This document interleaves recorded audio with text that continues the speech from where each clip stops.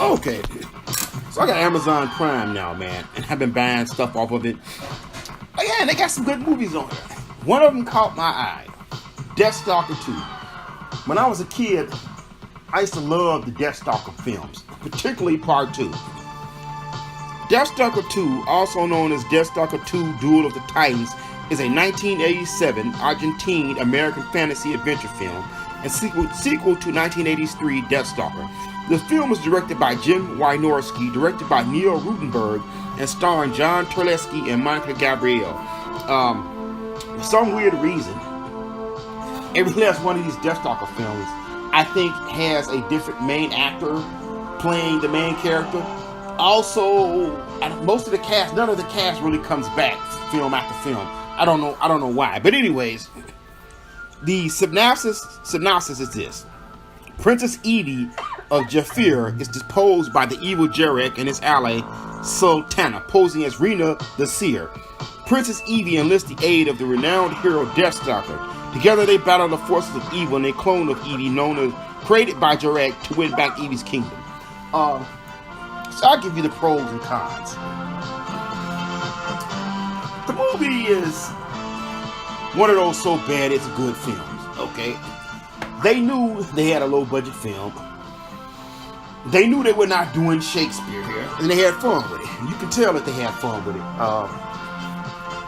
The sets are pretty beat up looking, but actually I think that kind of helps. You know, these people are supposed to be in like this broken down, more messed up era, you know, medieval era. I think it adds to it. Okay, the music is real cheesy and corny, but I actually love the music. I love the theme.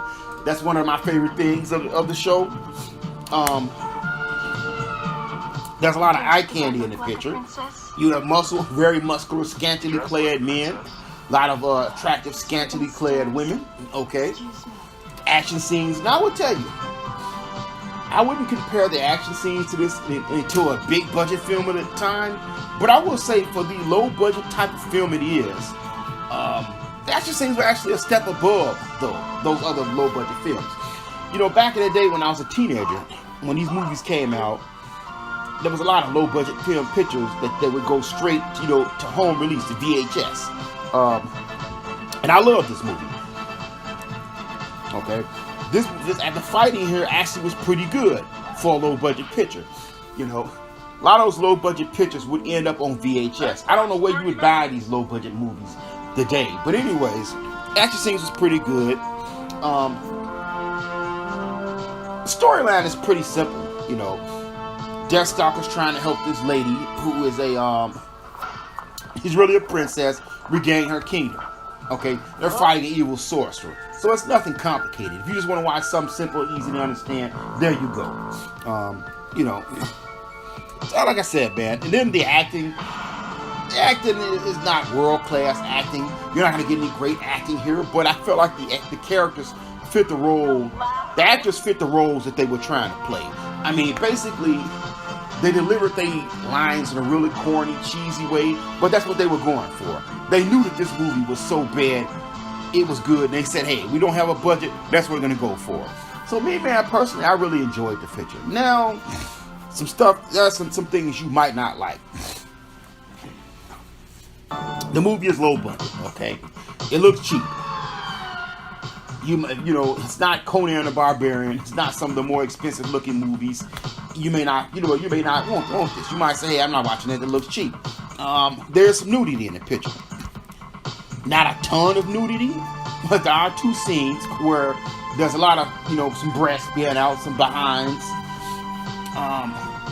There's a lot of action in the movie. There's some violence. You know, some parents might say, hey, not suitable for little kids, you know. Back in the day when I was a young boy and a teenager, we probably watched more violent stuff than, you know, some of these parents now, oh, I don't want my kids to see this violence. So, a lot of violence, you might not like that. There's nudity, you may not like that. Story is not deep, complex. If you're a person who wants some deep, well thought out story, you might want to look someplace else. Okay. Main villain, I actually like the main villain here. He's presented as having some magic power. But later on in the movie, I don't really know. I mean, he kind of goes out like a punk, if you ask me. But anyways, man, you know, pros and cons. Overall, it's a good movie. I enjoyed it. I would say give it a chance. If you have Amazon Prime, I'd watch it. You know, if you already have Prime and you're not spending any other money, any extra money, you might as well watch it anyways. And it's definitely worth a shot, man. Okay, definitely worth a shot. It's one of those so bad it's good pictures, and you know you get what you expect. But it's definitely worth a shot. Definitely worth watching. Personally, I think this was the best of the Deathstalker pictures, and I really wish they had brought this cast back for the third picture.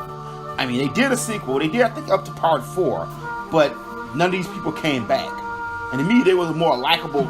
Out of all of the Deathstalker pictures I've watched, I felt like the actors in this movie were the most likable ones that they had. Just my thoughts. But yeah, I enjoyed this picture, man. I've actually watched it a few times. I still enjoy it. It's a guilty pleasure. Give it a chance. Just my thoughts.